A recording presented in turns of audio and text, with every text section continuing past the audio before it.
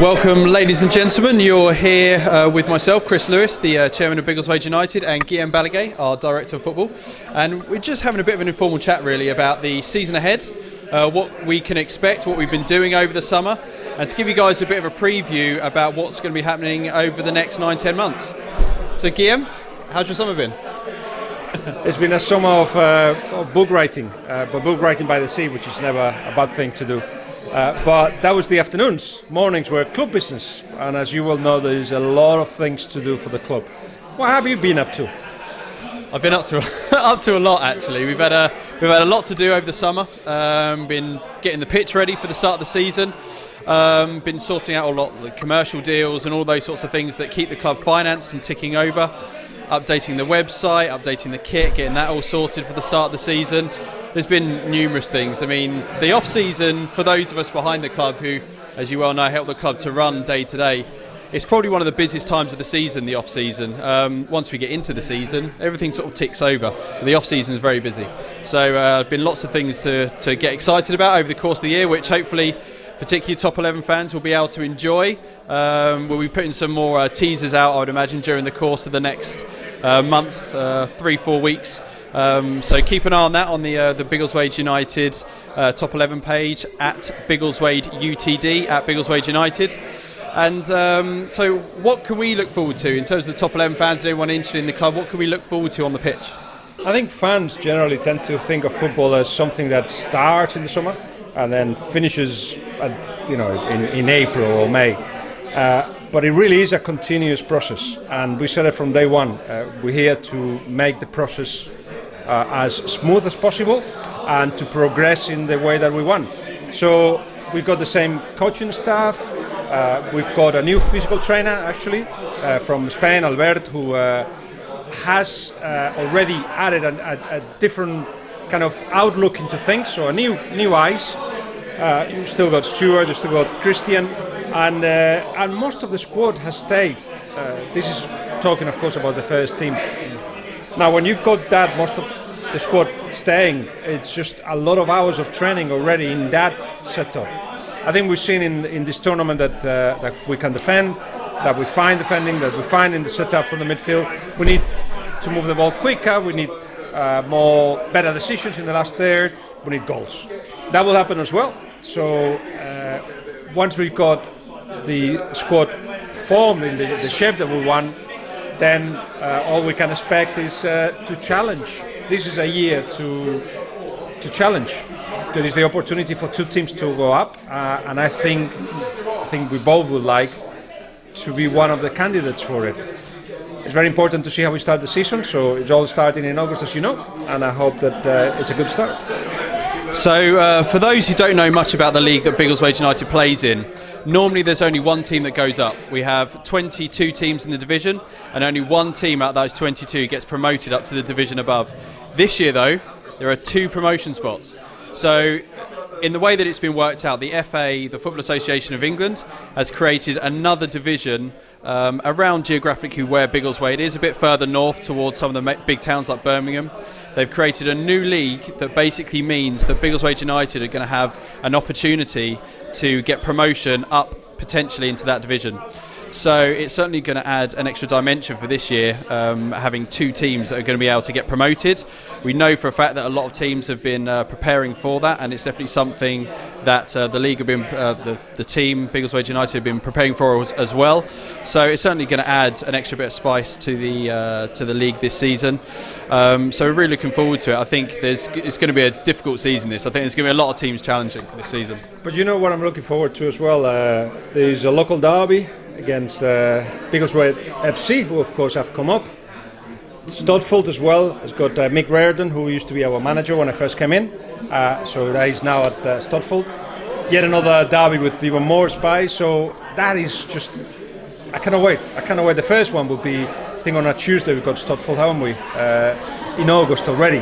So if that means that the derbies are going to start coming thick and fast, and that's just more challenges, more teams that will make things difficult and more obstacles to overcome. But I think we're getting to that point of being ready for all that. It's certainly going to be an interesting one this season, as you say. Biggleswade FC, who are another team in Biggleswade. Believe it or not, despite the size of our town, there are 3 Biggleswade teams.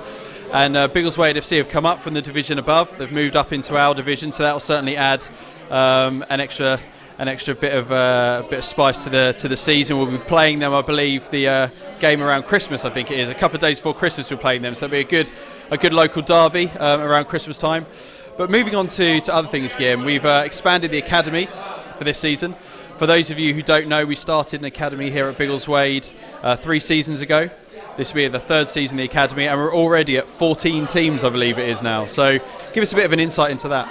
Yeah, it's all down to the work of, first of all, Frank Constancio, our head of the academy, who was in the first team at first and working with the academy. But we realized that if we reinforce the academy, what we're going to get is good coaches, good coaching, good players, but we needed somebody to dedicate himself full time. So he's doing that, and he's doing a great job. So as you said, there are new teams. We've got, for instance, 4 under-8s. We've got 2 under-13s. We've got girls, 2 girls teams still. The under-18s from 2 years where it's a difficult group age. Now we've got a very strong side. Some of the players that will reinforce already this season, the under-23s, and perhaps even the first team. And all in all, it's going to be a very exciting year because it's yet again another year of more training in the way we want. With coaches, most of them have stayed. I'd say 80% of the coaches have stayed, and we're bringing more coaches to what it is, this coaching club. And yeah, more possibilities to see little Biggleswade United players all over the place and playing our way. I don't know if you have been to see the under-12s, the under-15s. Oh my God, they just build from the back and they just won the ball, and we tend to be smaller than the rest, but still we're developing this, and it's wonderful to see the commitment of the coaches and the commitment of the players, who are, some of them in some group ages, training double what other teams are doing, and you can tell that on the pitch. So come and see us on Saturdays, Sundays.